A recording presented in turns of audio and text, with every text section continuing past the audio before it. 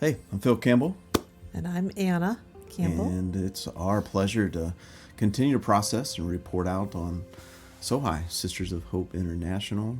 And seems like we were just there, but I guess a little time has passed. Mm-hmm. In this next little segment, it's processing both what they kind of do week to week, day to day. We'll talk about field visits later. That's another significant piece of it. But what they do when they kind of gel together, as far as our staff meeting directly every week together, and then also just kind of the special pieces that we get to share when we're there. Mm-hmm. They kind of have these little mini retreats when we come together, just to take care of a whole bunch of things all at once. That's part of kind of just annual things that happen. But I want you walk us through the differences between the teams. The simple version is there's like 1-year students, 2-year students, and then kind of alumni, mm-hmm. and they can break down in different ways too. Mm-hmm. There's almost like a 3rd-year student, like after they graduate, and then they're kind of a team. And then there's the older, almost like widow ladies. Mm-hmm. That's part of that. What's your highlights? And even us being there. I mean, I'm sure they put on a good face when we're there, right? No, it's good. The 1st-year students, they have finished. When they do their business training, they come more than once a week to do that. I think that. And then once they get into skills training, they just come once a week and they meet all together. So we have that group, and then the 2-year students whom we were there for, they were just all graduating. They come and meet once a week. And then there's the alumni or widows group. There's also another group of people or women who haven't joined the widows group, but they're in their own separate groups. So right now there's 4 different ones. And this is a group that's done Kampala. All of the business training. They've done all of the skills training. Mm-hmm. They've launched their business. Yeah. And now they want to continue to meet together. So it's just a conglomeration of, I think we are, the one that's been there the longest is 5 years in that group. So it's like 3 to 5 years. Yeah. And that group is a little different, because they haven't all stayed after they've graduated. And so the energy in it's a little bit different. It's good. They've had to learn how to gel together.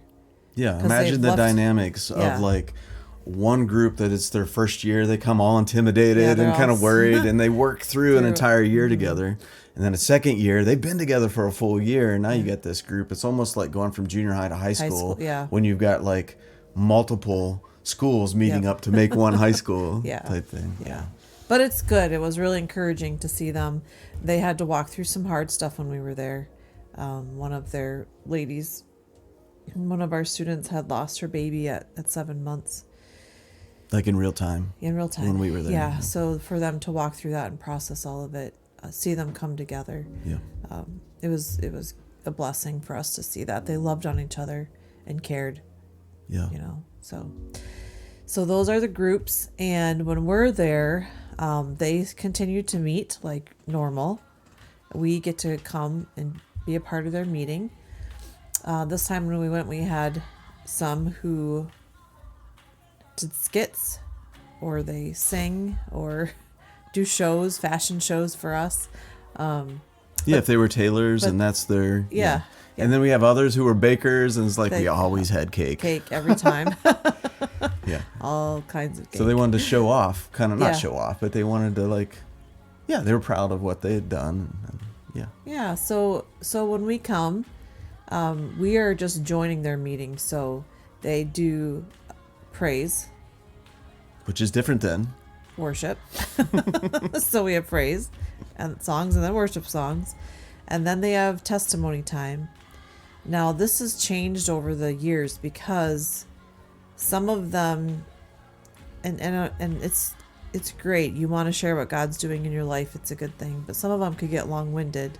So now they have started when they're doing their village banking before the meeting, they also do their testimony.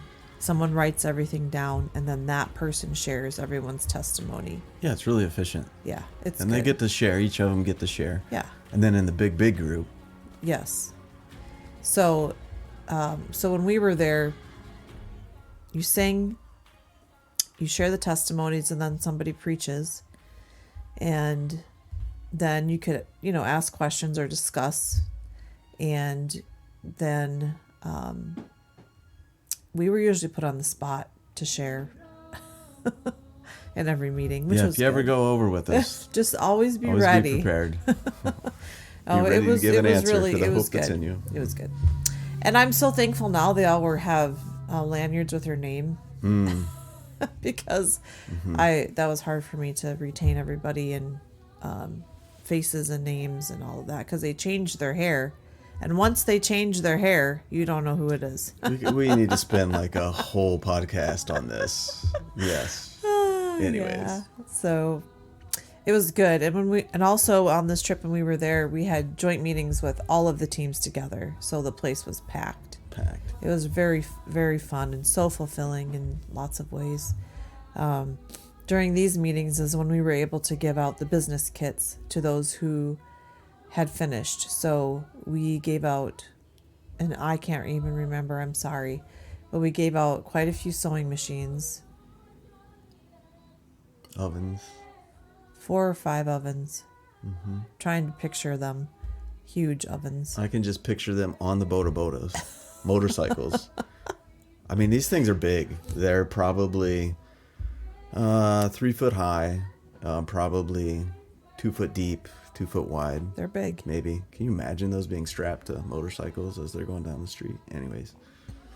So yeah, we gave away those. And the sewing machines are all strapped on to one boda. And the tables that you put them on. Oh, yeah, crazy.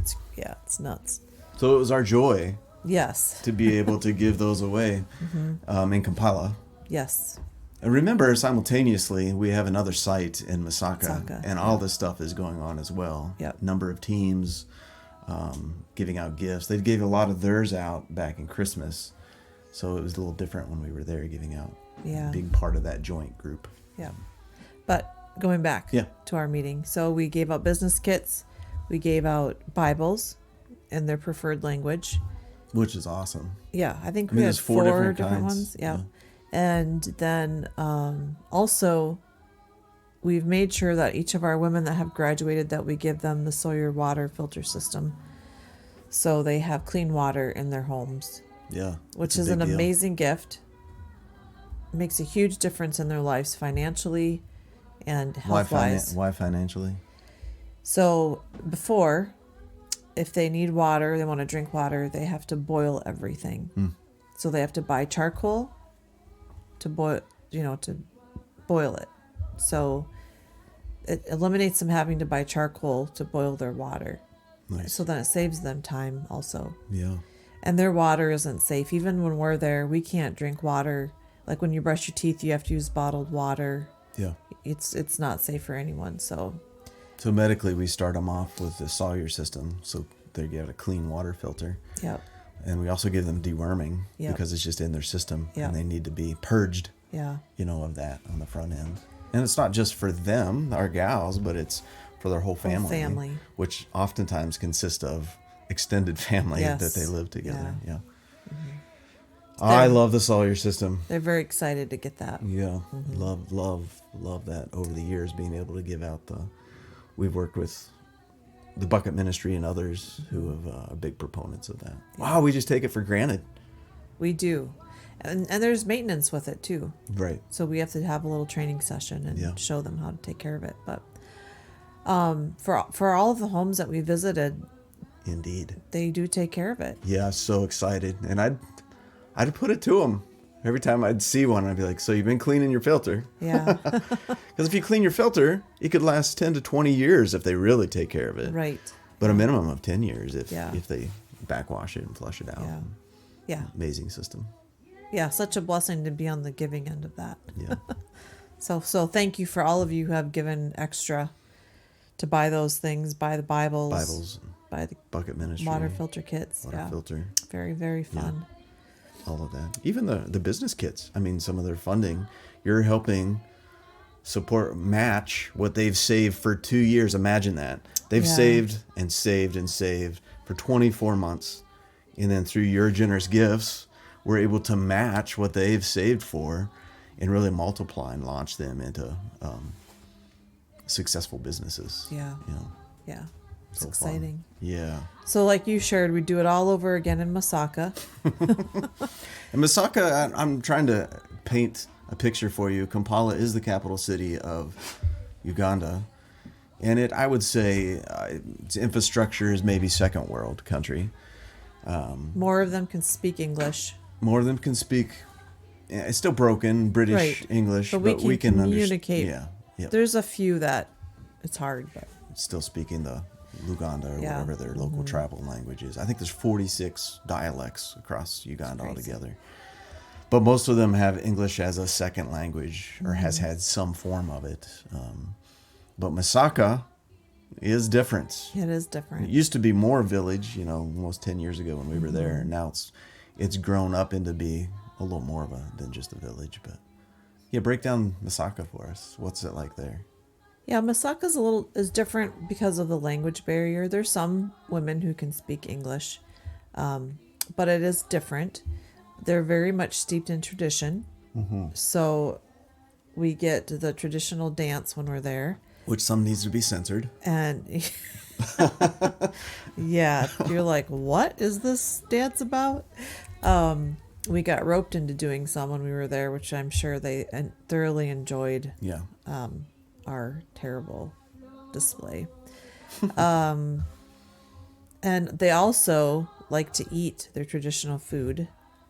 And this time they made a huge feast that we ate. Yeah. And I can't remember the name of it. I'm sorry. Do you remember? There's pictures of it. Yeah, I can't. My mind. We've had pieces of it before, but I don't know if we've ever had it wrapped up in such a package like they have. This is their traditional meals that they have, like at weddings or Right. whatever special celebration ceremonies, and so it was Yeah. great to be kind of honored guests at that, but also not great because we had to eat it. It wasn't. It's not bad It's though. not bad, but you gotta have a different palate, Yeah. and we were prepared because we've had Yeah. somewhat. Yeah, I've eaten some before, so yeah, it's not all my favorite, Yeah. but But it's a big it deal makes to them clean the happy. plate off to Yeah. eat it, and yeah. not really utensils. You just kind of use your hands. And, Yes, so Yeah. it's a very different experience, and but we're happy to oblige yeah, and makes them just. They're so proud. They are. yeah, in a good way. It is. Yeah, it's good. And it takes them like all day to make these meals. Yes. Because it's over an open pit charcoal type thing, the traditional way. And, Yeah. and it's if you can imagine this, all these ladies around the fire. I mean, they're swapping stories. They're sharing. It's not just accustomed to eat it, but it's the journey and getting to the place of like all the preparation that goes behind it. So there's something rich about that to be able to watch it and see them present it. Yes, and their English is definitely harder to understand. And even as they put together some songs, they wrote some songs specifically, kind of even for us. Yeah. And it was really hard to like understand what they were saying. I snuck in and saw the words on the whiteboard unintentionally and then intentionally took pictures of it. I'm like, oh, that's what they were saying. Yeah. So yeah, it's great. I mean, a 1-to-1, if you really like pay attention, we start to pick it up. Yeah. Yeah. Yeah. Another thing, when we were in Masaka this time, there were so many kids, Oh, babies up to 5 or 6 years old. and some pregnant. There could be a preschool there. Yeah. Somebody needs to move there and help do that for a few years. Yeah, it's crazy. In Masaka, and a little bit in Kampala, but in Masaka specific, we were able to give out certificates to some of those girls because they were newer girls. They had finished either their business BBT, the basic business training, or their technical skills training, TST. And what a joy. They kind of waited for us to be there to be able to hand their certificates of graduation. Yeah. And so forth. Yeah, so they got their business kits in December because they wanted to start making money. Yeah. They were like, well, we don't want to wait for them. We were fine. That was fine with Yeah. us. They could do that. Excited for them. Yeah, so we basically gave out the certificates and then the water filters when we were there in Masaka. So Yeah. And did we mention that we had cake? I don't know, did we? We did. We did. We had cake We again. had so much cake. So Yeah, that's kind of their thing. It's amazing. I'm always amazed when we meet with these gals. It's really, I begin to understand the specific skills that we're teaching them with hair. Because to me, in my mindset, and even in our subcultures here in the U.S., it's a big deal, but it's not as big of a deal as it is there. So the hair piece is big. Mm-hmm. And then the, which I'm probably not addressing it very well, cosmetology. And it's not just hair. Now, many of our girls are getting trained to do nails and makeup type things. There's another word for that. I don't remember what it's called, but when it's... No, you said it. I think it's cosmetology. Is cosmetology. The bigger, but there's another term. Those of you, not estomology, but there's another term that has specifically with skincare and with... Oh, okay.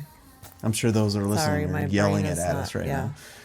So that is really, it's significant. It's so significant. Like, I'm amazed that it's such a big part of their culture. Like, we keep training these people, and there are jobs for them, or either for them to launch their own businesses or to be hired or to contract together with. Yeah. And the other one is the catering or the baking type thing. Mm-hmm. Like, that's a huge need. Very basic, but it's a huge, huge need there.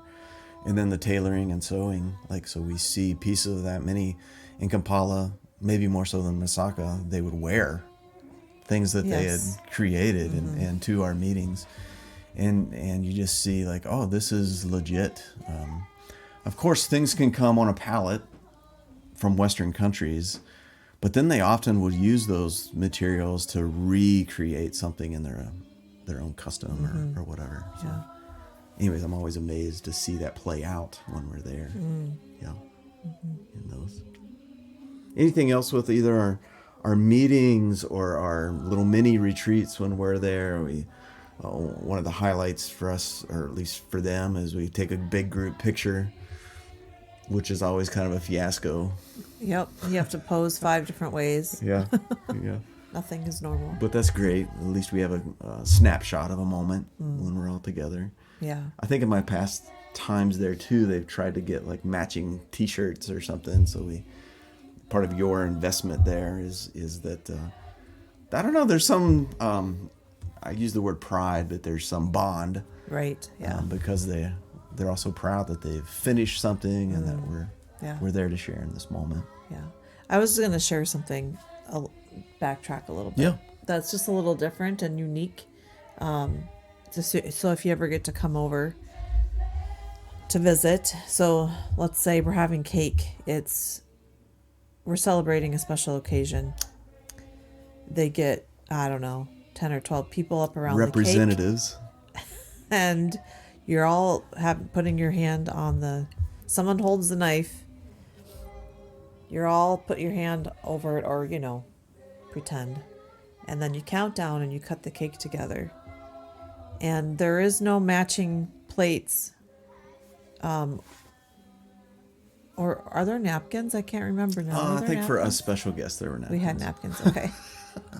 So they take the cake, they'll cut a big piece, a huge piece, like a fourth of the cake, put it on another plate, cut it up, and then they just walk around and serve it that way. So you get the small piece of cake. You might not get any frosting, which you kind of need it to go down. But you get your pinch. Yeah, it's so different. And so you don't serve yourself. You're always served, served the cake. And then also when we had the meal in Masaka, they, like I was raised in my culture in America, that, we all sit down together, the food's there, you pray, and then you start dishing up, and, you kind of are waiting for other people to start eating. Like you all eat at the same time. Well, it's so different there. They serve you, and then let's see, there was probably were there 7 or 8 of us that they served. And we all had we had a nice plate there. It was all presented well. And then everyone else ended up on the ground. Picnic style. Like a picnic style. Mm. So it's just different because, it's like you're eating in front of all of these people with your hands, Yeah. trying to, fit in as well as you can. But it's different culture. And so if you ever get to visit, just, it's okay. I think one Go of the with the first flow. times I remember this cake cutting experience was Ann and I have long-term friendship with his name's Pius and their family, and it was just an honor for them to host us at their home one time, and it just happened to be one of their son's birthday parties. It's like the whole little community came in, and you Every see all kid. these little kids, and then there's a knife involved, and you've got like 5-6-year-old kids around, and yeah, it was quite a thing to behold. Yeah. It was fun. But they do celebration well. It's They do. So fun to see Yeah. both their weekly, but then their little mini retreats, and they love Jesus. Mm-hmm. They love to praise and worship. Yep. And pray. I love to be around Yeah. as they're praying and Yeah. processing. I even love to hear it in their own language, and just their heart language is part of that. Especially when they sing in their own language. Especially it's so when they much more sing. rich Yeah. sounding. Yeah. Yeah.